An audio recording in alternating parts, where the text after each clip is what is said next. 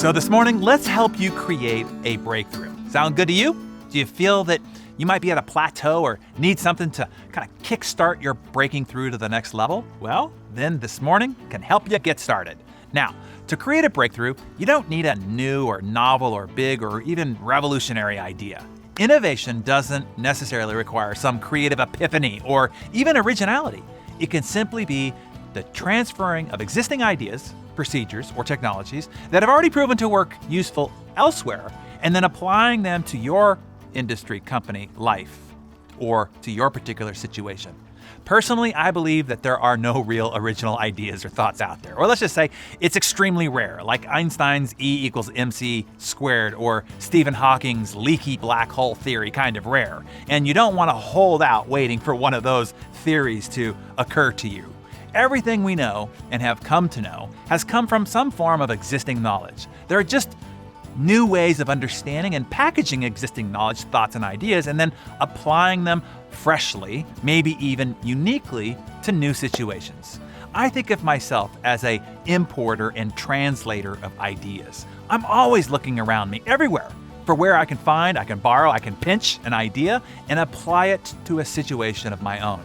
I look for something that someone else has already proven to work, but no one has thought of applying that same idea, principle, or method to something else, maybe in a totally unrelated field or way. A great example of this is when Apple was trying to innovate the personal computer. Most manufacturers produced a beige or a gray metal box for their computers. They were designed as merely a functional piece of equipment instead of a classy and aesthetically pleasing creative tool. As an innovative idea, the Apple iMac was designed, and their design team, they wanted to make this computer shell colorful and transparent. They wanted to shatter the status quo by using gentle curves instead of those harsh corners and use vibrant colors over that dull neutrality. But in trying to mass produce the new design, they ran into a multitude of manufacturing problems. No one in the electronics industry had manufactured plastic that was hard enough to bear the demands of a computer casing while also being translucent. Each attempt they tried, the manufacturing process suffered spotting and streaking. They needed an original idea to solve something that had never been attempted, or at least in their industry. So what did the Apple team do? The design team started to look outside of the electronics industry. Lo and behold, they found themselves at a candy manufacturer. There is where they learned about the mass production tinting processes candy manufacturers used as a standard process for many, many decades to create their colorful hard candy exterior. They ended up at that candy maker who made jawbreakers. You remember those? Well, Apple's lead designer, Jonathan Ive, said, "We can now do things with plastic that we were previously told were impossible." But to make it possible, they had to borrow an idea from another industry that was common and usual and apply it to theirs. And in doing so, they revolutionized their industry. So here's what I want you to do to revolutionize your industry, your life, or a problem that you're dealing with right now. Step 1. What do you want to innovate? Is it a product? Is it a sales process, a customer service process, an administrative process, a project management process, a behavioral process, a communication process? Just pick one. Step 2, outline your desired outcome, your desired intent. Then write the 1 or 2 or 3 hurdles that constrains holding that progress back, so you know exactly what problem you're trying to solve for. And then step 3, reach out to 3 to 5 people in unrelated industries. Tell them your intended outcome and what your identified constraints are, and ask them if they've run into similar challenges in their own industry and how they solved it.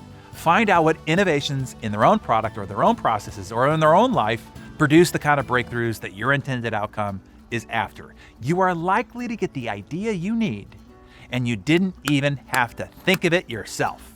Even the late, great Steve Jobs was criticized for not really inventing anything new. Jobs didn't invent the mouse or the graphical user interface. The iPod was certainly not the first MP3 player. The iPhone was not the first smartphone, and the iPad was not the first notepad device. What Steve did was take existing products or ideas and make them better. He imported ideas elsewhere and packaged them together. He reinvented the way they were put together and the context in which they were inserted into popular culture. In fact, Steve was very unoriginal. And as a result, he is considered one of the most creative and innovative people who's ever lived. Interesting, right? So remember, all you have to do is look around you and borrow what has already been proven to work.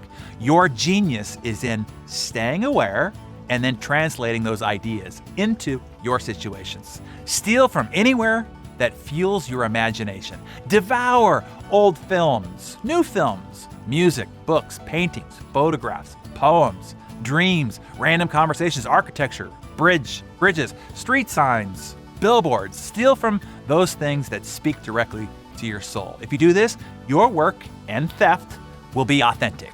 Authenticity is invaluable. Originality is non-existent. And don't bother concealing your thievery. Celebrate it. Authenticity is invaluable. Originality is non-existent. In any case, as always, remember what Jean-Luc Godard said. It is not where you take things from, it is where you take them to. Where do you find your inspiration and what fuels your imagination? Share that with us in the comments below.